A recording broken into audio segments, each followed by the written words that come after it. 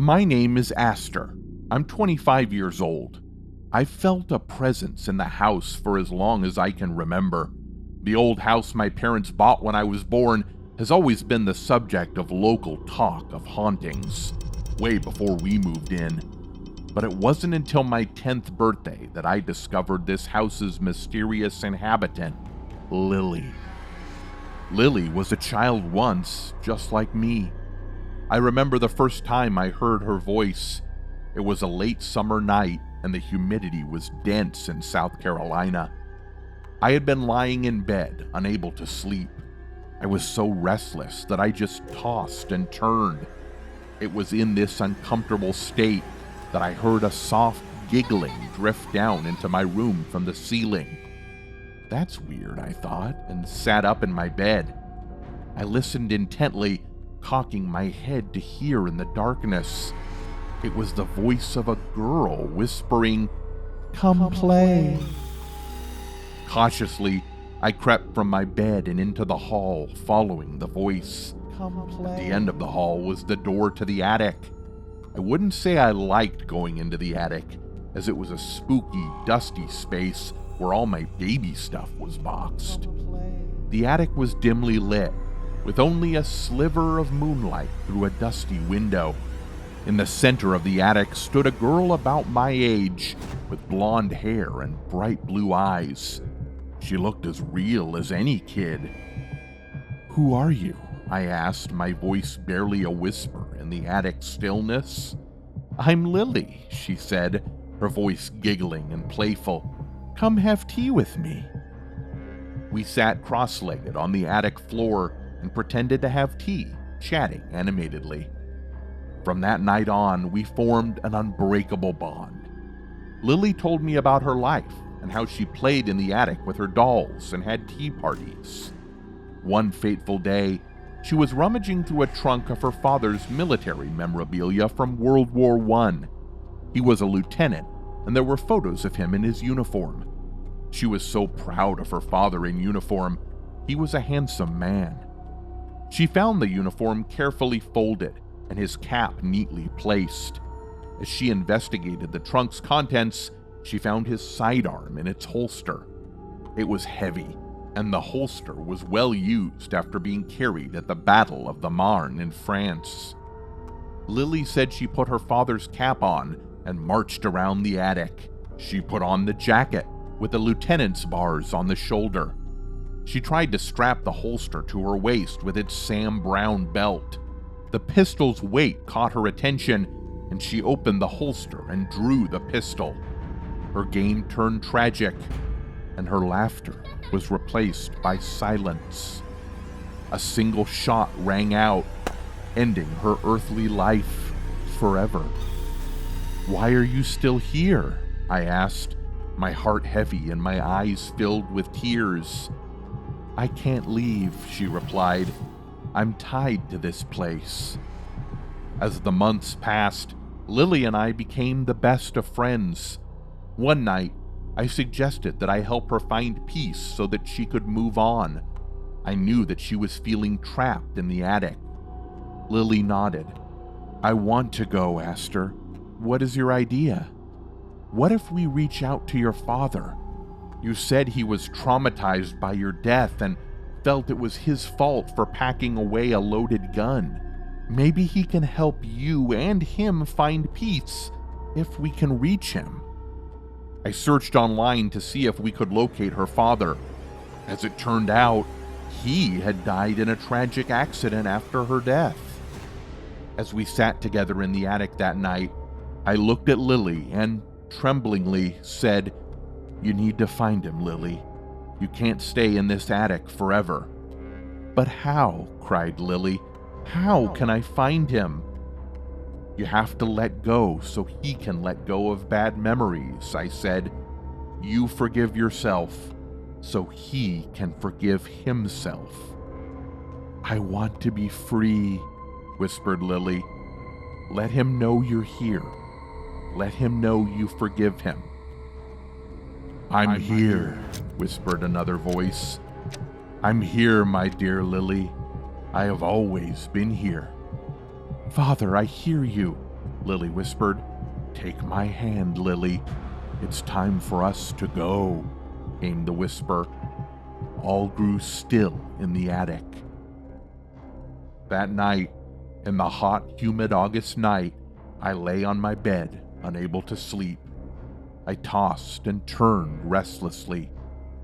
Sometime after midnight, I heard a soft giggle and a voice whisper from the attic, "I'm free. Thank you, Aster." The attic fell silent, the space around me heavy with the absence of her laughter. I felt a bittersweet sense of loss, knowing I would never see her again. But in my heart, I carried the knowledge that Lily had found peace, that she was no longer bound to the sorrow of her past. My grandmother, Marie Berno, was born in Mansfield, Ohio in 1895, and her grandfather, Frederick Walter, recorded this true account of an encounter with a specter. When Marie died in 1990, the letters from Frederick to his mother were found among the memorabilia Marie had collected and saved in Brookholm, her home in Oakwood, Ohio, when it was sold and cleaned out. As the letters recorded, gold had been struck at Sutter's Mill, and the entire nation was on the move to prospect for gold. Frederick Walter was one of the prospectors. He was young when he walked to California for the 1849 gold rush from Mansfield, Ohio. It wasn't fully known what Frederick did in his first year in California or where he prospected, as there was no known correspondence during that time. But like the rest of the 49ers, he was probably in the Sierra Nevada range of California, panning the cold streams. The first letter arriving in Mansfield was postmarked from San Francisco, California, on March 31st, 1859, and the letter itself was dated February 23rd, 1859. Frederick related his time at the Bodie mine in this correspondence with terrifying detail. I recount this from my memory of reading the letters in 1990. I don't know who of my cousins or if my brother has the actual letter. But to the best of my recollection, Frederick wrote, "Greetings, Mother. I hope all is well with you and Father in Mansfield. Please forgive my inconsistency in writing. It is difficult to find anything here in California. Even if I found paper and ink, there are few opportunities to post, and I don't often have even a penny, let alone the 3 cents for postage of a letter. I hope the letter from last year reached you. I know it spoke of hardship and my little success in panning near Weber's Creek. It was a disappointment, as 2 fellows panned what I am told was nearly $17,000 in gold in less than a week. We went with such enthusiasm, but discovered only hardship and suffering. 3 of our group died of injury and infection. We departed Weber's Creek and headed to Bodie, where a notice announced that a deep mine was underway and laborers were welcome. I was happy to be on a significant dig. But, Mother, this became the most terrifying experience and the greatest success of my time in California. My first morning in Bodie began before dawn. A group of miners, including me, entered the newly digged tunnel. Several of the men were shoring up the walls and tunnel ceiling with sawn timbers. They had to be dragged up by mule from a lower elevation to the mine, as there were no trees up there. I had a pick and was swinging all morning to break the head wall. I only moved forward about 6 inches. I was exhausted and was waiting for my tin bucket of ham and a canteen of water, still picking at the rock. I needed more oil for my lamp, and I could see it burning low. At that moment, my lamp extinguished, leaving me in pitch darkness. I turned to see the boy bringing my meal and lamp oil down the shaft. What happened next is unexplainable. A timber cracked under the great weight of the rock above, and the tunnel roof collapsed in a rumble. I saw the light of the water boy's lantern disappear under the rubble and knew he had died in that instant. I was left in absolute darkness, half buried to my waist. I felt the pressure of the rock crushing my legs in great pain. In fear of having been buried alive, I lost consciousness. In half-death, I floated inside my own body, a chilling nightmare in total darkness. I felt my life energy leaving my body. I was dizzy and panicking with every gasp for what little air there was. I struggled to control my mind. In this trapped pocket, deep underneath Bodie Camp, I suddenly felt cold and a movement all about me. And in that movement came a whisper.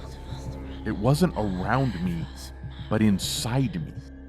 Inside my head. Inside my lungs.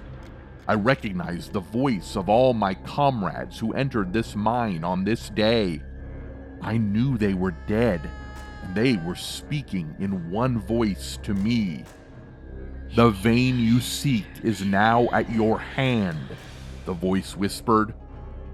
I didn't know how long I lay buried alive, but according to the miners who rescued me, it was 5 days.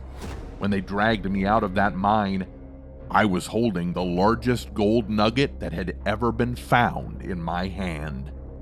"Mother, we are rich beyond belief. I will remain in California and continue this success. I still have an inner voice that directs me. The fellows are always with me now, and I dig for all of us. Your faithful son, Frederick." I never believed in ghosts or a spirit world or anything like that. Haunted houses were fundraisers for the high schools in October. Haunted houses were fake zombies, ghouls, and vampires. But the house on Elm Street changed everything. I was 10 years old when we moved to Elm Street. It was a nice neighborhood in a smaller Midwestern city. Most houses on the street were 1940s brick construction, many in a Tudor style. The street was mostly well-maintained, and many new families like ours were moving in. However, there was one house at the top of the street that stood out from the others. It was Italianate in architecture. I was immediately drawn to it and fascinated by its style. This house had not been lived in for decades, but someone still cut the grass and trimmed the hedges. It didn't appear abandoned, but the neighborhood kids called it the haunted house and said it was abandoned after the family that lived there was murdered. The story the kids all told was that the family was murdered on Christmas Eve with a croquet mallet that was a gift under the family's Christmas tree. The entire family was bludgeoned to death in their sleep. 3 young boys, their sister, mother, and father. But no one knew for sure the details, as all the families now on the street were new, with my family being the newest. One evening, I was walking home after dark. I stopped in front of the Italianate house and just admired its architecture. It was a very still night, so all was very quiet. As I stood there, I could hear Christmas music. It was very faint, and it was coming from the house, although the house was totally dark. I thought that was weird and rather spooky, but I wasn't frightened. But just as I was about to turn away, I heard a voice that scared me. "Hey boy, are you afraid of ghosts?" The voice came from a man sitting on a garden bench at the side of the house. He was just sitting in the darkness, but I could see him in the moonlight. "I saw that you can hear the music. No one has stopped to listen in many, many years," said the man. "I don't think they can hear it even if they stop. I hear it every time I come to take care of the yard around the house. I'm the gardener." Keeping my voice steady, I responded, "I can hear it. Who's in there?" "All of them," the gardener whispered. "Who is all of them?" I questioned. "The boys and their sister and their parents. It's an endless Christmas Eve. I make sure the house is cared for so that they can have that last happy moment before their cruel death. The house is marked. It's not just an abandoned house." "Marked?" I echoed, unsure of what that meant. He nodded silently in the dark, then said, "It's seen death, tragedy, and those who die in great pain and fear, they don't move on. This family is still here." I didn't want to believe him. I didn't want to accept the superstitions that had enveloped that house for years, but there was something in the way he spoke that made the hairs on the back of my neck rise. That night, I couldn't shake his words. I lay in bed, staring at the ceiling, thinking about the house, about the Christmas music. I told myself it was nothing, just an old man trying to scare me. But as the night wore on, the unease grew, and then I heard it. The Christmas music. Then a whack, whack, whack. And then the Christmas music played on. My heart raced as I sat up, straining to listen. The music was unmistakable, but it wasn't coming from the house on Elm Street. It was coming from inside my bedroom, inside my head. I froze. I couldn't move. I couldn't think. The music grew louder and more persistent until it flooded my head. My mind simultaneously raced, probing for a rational explanation. Maybe it was just my imagination, but deep down, I knew it was something beyond this world. The next day, I went to the library and dug through the town's archives, looking for anything I could find about the house on Elm Street. It didn't take long before I uncovered the newspaper account of the Christmas murders. The description of the crime scene was horrific. The children had been dragged into the basement one by one and bludgeoned. The parents attacked in their bed, beaten with a bloody mallet over and over again.